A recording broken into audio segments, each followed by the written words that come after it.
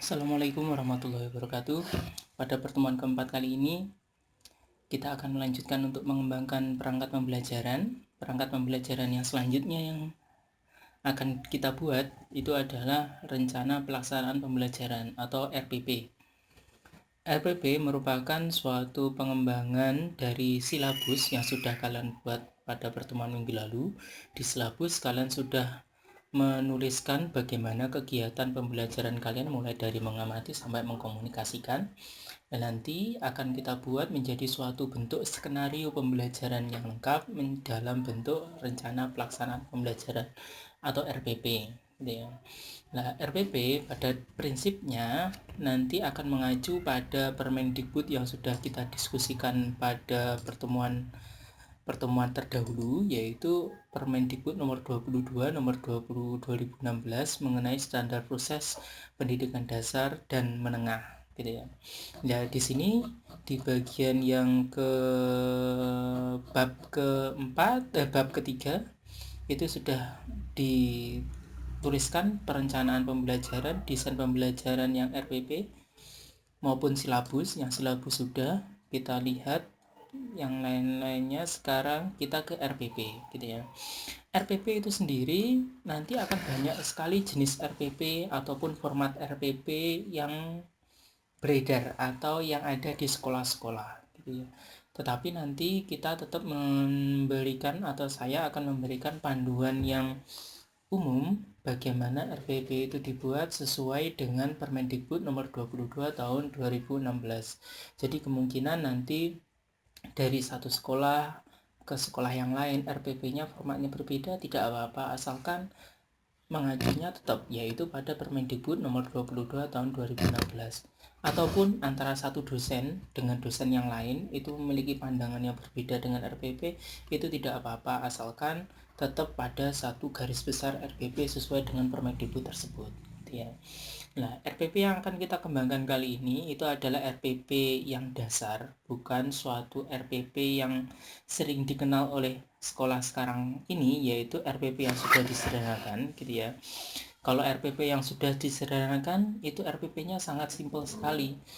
Dan kalau kita belajar mengenai pengembangan RPP yang sangat sederhana itu, atau RPP satu lembar itu yang cuma hanya ada tujuan, kegiatan pembelajaran maupun penilaian, saya rasa kalian tidak bisa atau belum dapat menangkap ruh dari RPP itu sendiri kalau kita tidak menuliskannya secara lengkap.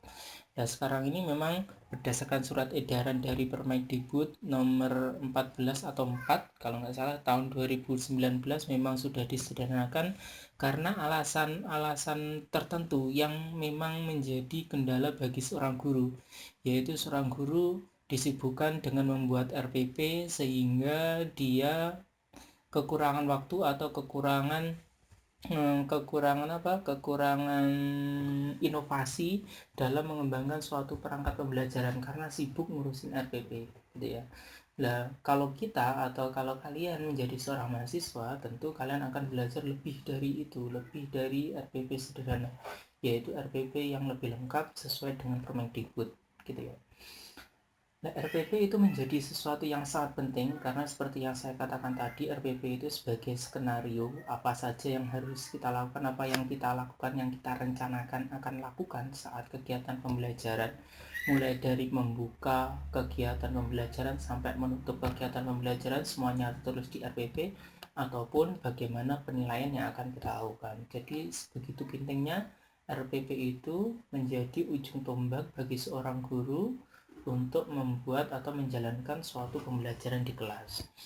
Nah, kalau kita lihat komponen RPP berdasarkan Permendikbud, ya, komponen RPP itu terdiri dari ini: identitas sekolah, identitas mata pelajaran, kelas, materi pokok, terus ada alokasi waktu, kemudian ada tujuan pembelajaran, terus ada KD, IPK atau indikator pencapaian kompetensi, terus ada materi pembelajaran, kemudian ada metode pembelajarannya ataupun modal pembelajarannya gitu ya, terus ada media pembelajaran, sumber belajar, langkah-langkah pembelajaran sampai ke penilaian hasil pembelajaran.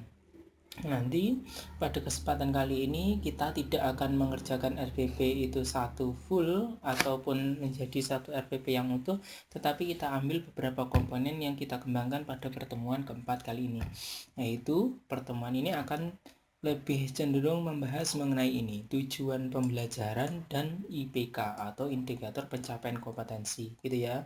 Kemudian ditambah lagi mengenai ini, metode atau model pembelajaran yang dilakukan. Jadi cukup ada 3 komponen utama yang akan kita bahas pada kesempatan kali ini.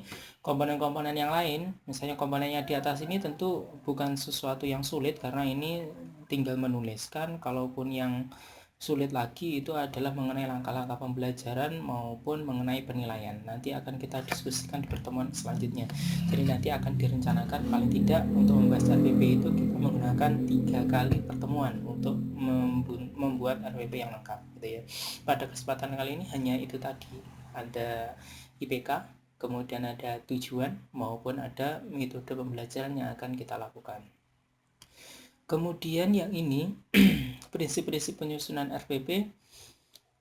Kalau kita lihat apa saja yang harus diperhatikan, yang pertama yaitu perbedaan individu peserta didik antara kemampuan awal, tingkat intelektual, bakat, potensi, minat, motivasi. Jadi seorang guru pasti akan tahu latar belakang peserta didiknya itu seperti apa, gaya belajarnya seperti apa. Secara mayoritas gaya belajar seperti itu berarti nanti RPP-nya akan dikembangkan sesuai dengan perbedaan individual dari peserta didik. Bagaimana merancang itu dimulai dari siapa yang akan menerima RPP itu, yaitu mahasiswanya atau peserta didiknya. Jadi peserta didiknya itu tipenya seperti apa, guru harus mampu untuk merancang RPP sesuai dengan tipe dari peserta didik. RPP itu nanti akan membutuhkan partisipasi aktif peserta didik, tentu saja, karena pembelajaran K13 itu adalah pembelajaran yang student center, bukan teacher center. Antara aktivitas itu tertumpu pada murid, bukan pada gurunya, gitu ya. Kemudian berpusat pada ini peserta didik gitu ya. Jadi mendorong seperti yang saya katakan tadi, dia student center berarti mendorong semangat belajar, motivasi, minat, kreativitas gitu ya. Mengembangkan kemampuan-kemampuan seperti itu. Kemudian mengembangkan budaya membaca sama menulis. Lah ini yang perlu diperhatikan gitu ya, tetapi tidak akan saya jelaskan lebih lengkap pada pertemuan kali ini ya, bagaimana literasi itu harus muncul pada suatu kegiatan pembelajaran dan harus dicantumkan pada suatu RPP. Kita bahas di pertemuan yang minggu depan kalau yang ini literasi ini. Pemberian umpan balik, kemudian penekanan pada keterkaitan antara keterpaduan KD, materi pembelajaran, kegiatan pembelajaran itu juga harus sesuai antara KD-nya apa, materinya apa, kegiatannya apa, indikatornya apa, harus sesuai. Kemudian mengakomodasikan pembelajaran tematik terpadu. Nah, ini juga bisa untuk kita cantumkan. Pembelajaran tematik terpadu itu paling tidak kalau IPA itu nanti akan memadukan antara kemampuan biologi dengan kemampuan fisika, mencantumkan antara kemampuan biologi maupun kemampuan fisika, dan nantinya akan kalian masukkan pada suatu materi pembelajaran maupun kegiatan pembelajaran.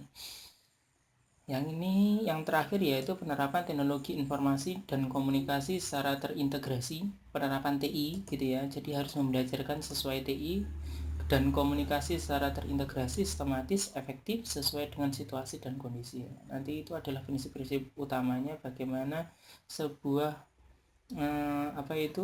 RPP itu dikembangkan. Kemudian yang lainnya ini sudah nggak usah kita bahas lagi ini. Untuk pelaksanaan pembelajarannya paling tidak itu tadi yang menjadi landasan dari sebuah RPP itu dikembangkan, mulai dari komponen maupun prinsip penyusunan RPP. Kemudian akan kita lihat untuk RPP itu sendiri, dan nanti minggu depan ataupun kalau kalian komponennya itu sudah lengkap nanti akan saya berikan format ini. Tetapi untuk kali ini saya nggak akan memberikan format lengkap RPP yang ini gitu ya. Kita hanya mengambil yang mengenai IPK dan tujuan pembelajaran secara dan metode ataupun model pembelajaran. Oke, sekarang kita lihat ke ini mengenai penjelasan mengenai apa itu indikator pencapaian kompetensi atau indikator maupun tujuan pembelajaran. Ya, saya rasa ini bukan sesuatu hal yang baru lagi untuk kalian, karena kalian juga sudah pernah membuat RPP sebelumnya. Apa itu indikator, apa itu tujuan pembelajaran, kita bahas secara singkat saja gitu ya. Kalau indikator itu sendiri, indikator adalah penanda pencapaian kompetensi dasar yang ditandai oleh perubahan perilaku yang dapat diukur, mencakup sikap, pengetahuan, sama keterampilan gitu ya. Penanda pencapaian kompetensi dasar. Jadi kompetensi dasar atau KD itu nanti akan diturunkan kepada indikator, dan indikator itu merupakan suatu penanda perubahan perilaku yang bisa terjadi pada sebuah kegiatan pembelajaran, mencakup sikap, pengetahuan, dan keterampilan. Kemudian ada indikator juga yang dikembangkan sesuai dengan karakteristik peserta. Indikator dikembangkan sesuai dengan karakteristik peserta didik, satuan pendidikan, dan potensi daerah. Jelas ya tadi ya, harus sesuai dengan peserta didik, satuan pendidikan, dan potensi daerah. Kemudian dia digunakan sebagai dasar untuk menyusun alat, jenis, dan bobot penilaian. Jelas ya, jadi indikator nanti yang menjadi acuan untuk menyusun alat, jenis, dan bobot penilaian. Mekanisme pengembangan indikator atau IPK itu yang pertama yaitu mengacu pada KD. Jelas, karena nanti IPK atau indikator itu diturunkan dari KD. Indikator itu harus menggunakan kata kerja operasional sama atau lebih rinci dari kata kerja operasional pada kompetensi dasar. Jadi nanti akan kita lihat bagaimana kata kerja operasional itu dikembangkan pada sebuah KD. Tiap kompetensi dasar bisa dibuat 3 atau lebih indikator. 1 KD nanti akan dibuat 3 IPK gitu ya, 3 indikator kompetensi. Kemudian cakupan materi lebih sedikit dibanding dengan kompetensi dasar, jelas gitu ya. Jadi kalau kompetensi dasarnya berbunyi sistem pencernaan, berarti IPK-nya nanti ya membahas misalnya lebih materi yang lebih rincinya misalnya adalah organ pencernaan, mekanisme pencernaan, itu menjadi sesuatu materi yang lebih sedikit atau lebih rinci dari KD.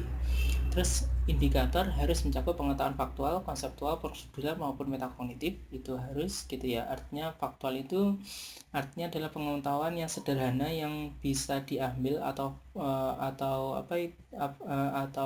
fakta-fakta yang bisa diamati secara sederhana, misalnya menyebutkan bagian-bagian dari tumbuhan, itu pengetahuan faktual. Kalau konseptual itu adalah terminologi atau makna, arti.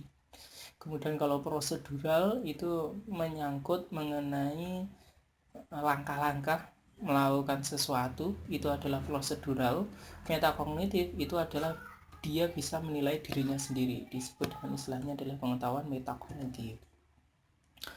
Syarat indikator yang baik, ada SMART, syarat indikator yang baik. Spesifik, indikator yang dibuat haruslah berfokus pada satu kemampuan, jelas. Jadi indikator itu nanti mengacu satu kemampuan saja yang bisa diamati. Jadi misalnya indikatornya menjelaskan struktur dari sel, berarti dia harus menjelaskan struktur dari sel gitu ya. Jadi cuma satu kemampuan yang dimiliki, menjelaskan struktur dari sel. Tidak boleh menjelaskan dan menganalisis struktur dari sel. Itu artinya tidak satu kemampuan, berarti ada 2 kemampuan, yaitu menjelaskan sama menganalisis. Kalau seperti itu nanti harus dipecah menjadi 2 indikator yang berbeda. Terus ada measurable, itu adalah indikator harus dapat diukur dan evaluasi, jelas. Kalau dia kata kerja operasional, pasti dia bisa diukur ataupun dievaluasi apakah tercapai atau tidak. Achievable, indikator harus bisa diraih atau dicapai oleh siswa, jelas ya. Indikator harus bisa diraih, jadi indikatornya artinya tidak ngawu-ngawu, artinya tidak diangan-angan siswa. Kalau siswanya kemampuannya sampai menjelaskan, berarti indikatornya jangan sampai dibuat sampai ke menganalisis atau kemampuan yang lebih tinggi gitu ya. Jadi harus disesuaikan dan nantinya harus dapat dicapai oleh siswa gitu ya. Jadi nanti ada jenjang-jenjangnya bagaimana kata kerja operasional ataupun pencapaian dari siswa itu dimuat pada sebuah indikator. Ada reality, artinya indikator harus nyata dalam prosesnya jelas gitu ya. Kalau indikatornya menjelaskan, ya berarti dalam kegiatan pembelajarannya siswa dibimbing oleh kegiatan pembelajaran yang bisa membantu siswa untuk menjelaskan. Time itu artinya perhitungan waktu mencukupi gitu tadi. Seperti achievable artinya tidak ngawu-ngawu, artinya tidak terlalu banyak waktu ataupun tidak membutuhkan waktu yang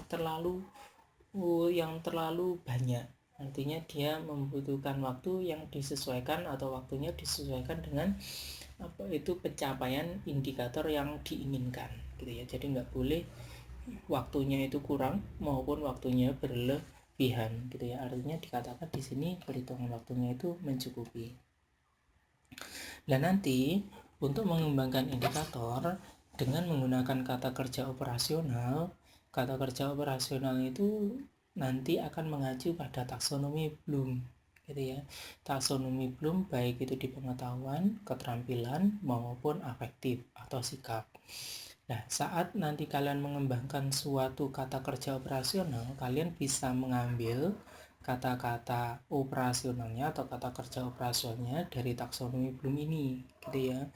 Sangat banyak sekali kata kerja yang bisa kalian ambil dalam taksonomi Bloom gitu ya.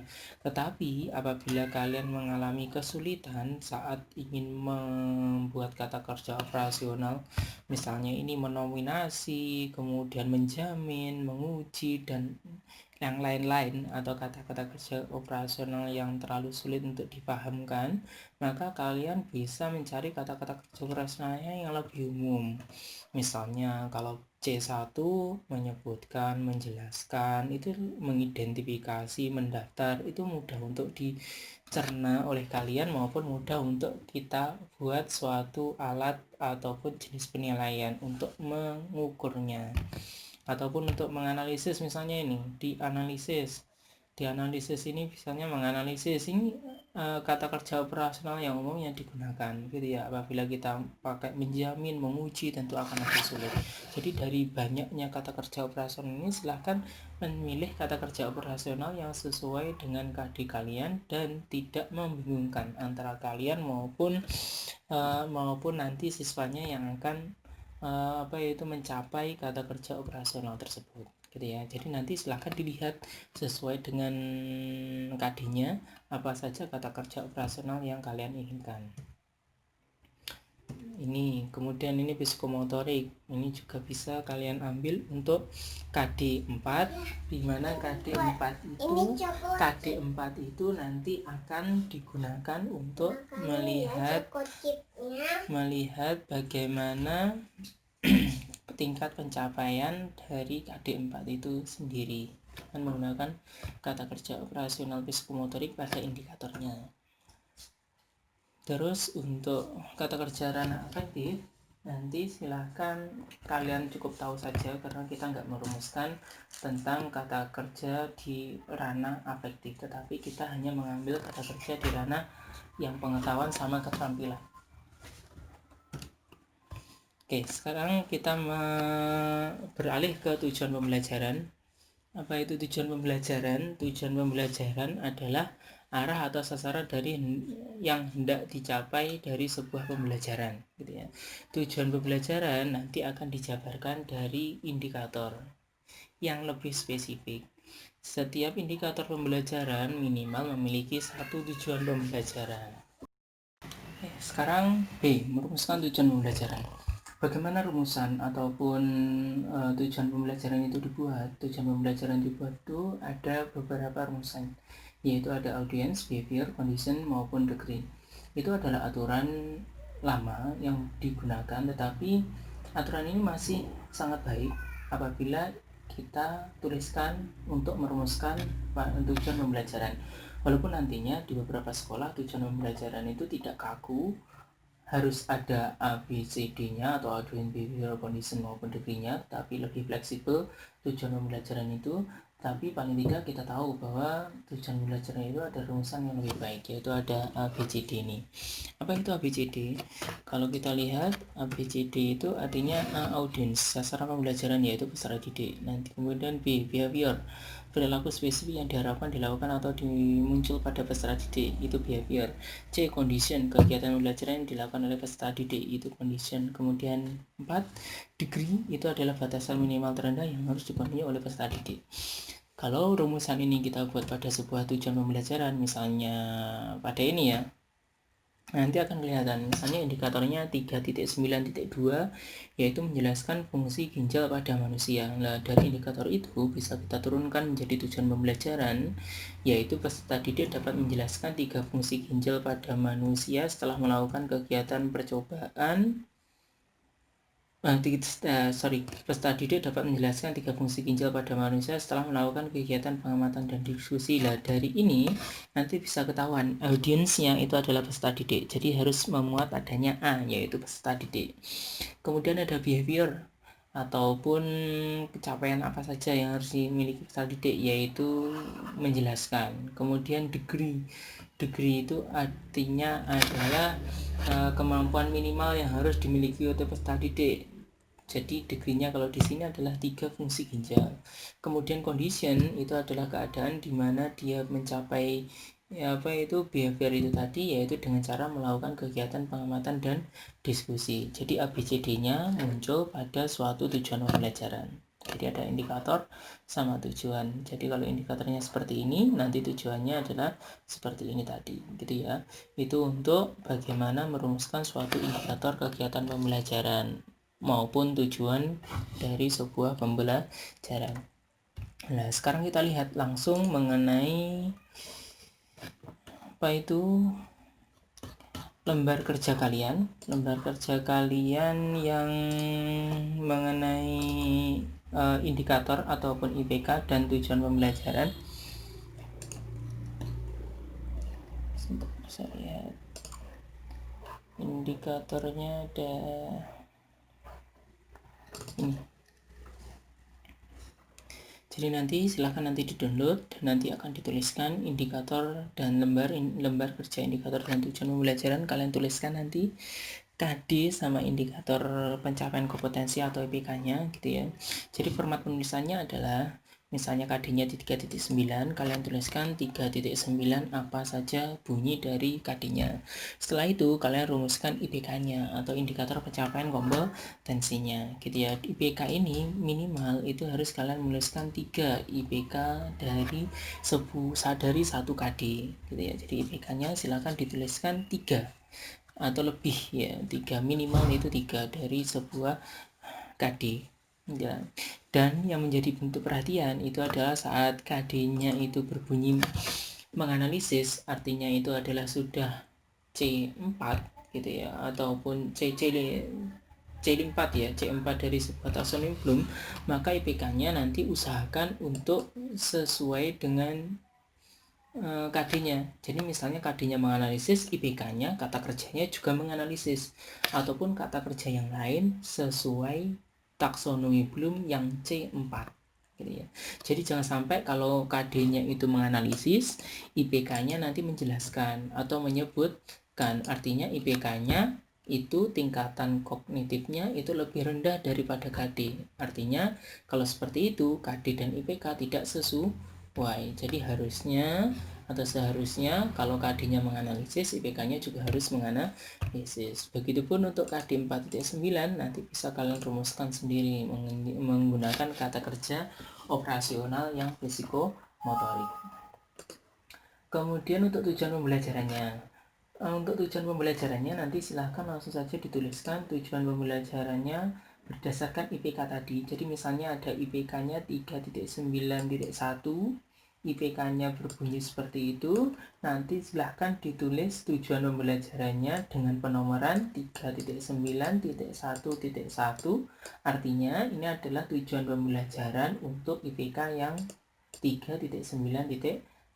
Tuliskan tujuan pembelajarannya, rumusannya seperti tadi, yaitu ada A, B, C, D. Kalau tujuan pembelajarannya lebih dari satu, nanti boleh kalian menuliskannya dengan cara seperti ini, yaitu 3.9.1.2.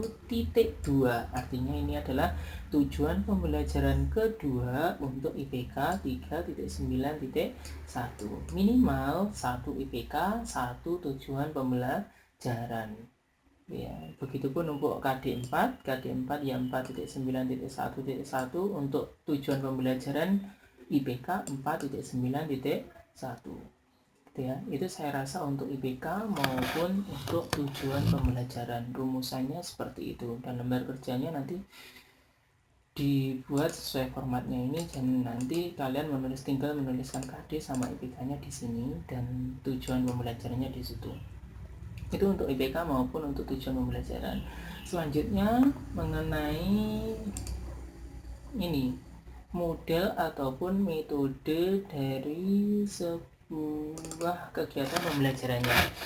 Nah, di sini nanti kalian silahkan memilih nama model ataupun metode ataupun trik taktik ataupun strategi yang kalian gunakan dalam kegiatan pembelajaran. Jadi misalnya pakai modelnya apa? Modelnya misalnya problem based learning kah, group investigation kah, jigsaw kah, kemudian number head together kah, NHT kah, kemudian yang lain-lainnya itu bisa kalian pilih sesuai dengan KD ataupun materi yang kalian gunakan gitu ya.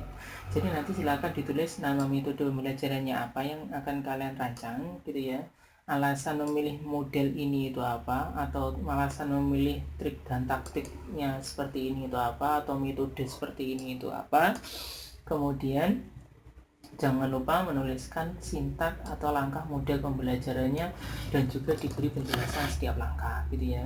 Jadi walaupun kita nggak merumuskan langkah-langkah pembelajarannya di pertemuan kali ini, tetapi saya ingin tahu atau kita akan menyiapkan kira-kira model apa yang sesuai untuk KD yang sudah kalian dapatkan gitu ya. Dan ini nanti saya harapkan dari satu kelas tidak menggunakan model, metode, ataupun trik pembelajaran yang sama antara satu mahasiswa dengan mahasiswa yang lain. Jadi nanti satu mahasiswa akan menggunakan satu model ataupun satu metode yang berbeda dengan mahasiswa yang lainnya gitu ya. Teknisnya nanti akan saya jelaskan melewati WA gitu ya. Oke, itu dulu pertemuan kita kali ini. Videonya sudah terlampau panjang untuk menjelaskan awalan dari RPP, indikator pencapaian kompetensi, tujuan maupun menentukan model atau metode pembelajaran. Terima kasih telah menyimak video ini. Ada kurang lebihnya mohon maaf. Semoga selalu diberi kesehatan untuk teman-teman mahasiswa maupun saya. Ada kurang lebihnya mohon maaf. Wassalamualaikum warahmatullahi wabarakatuh.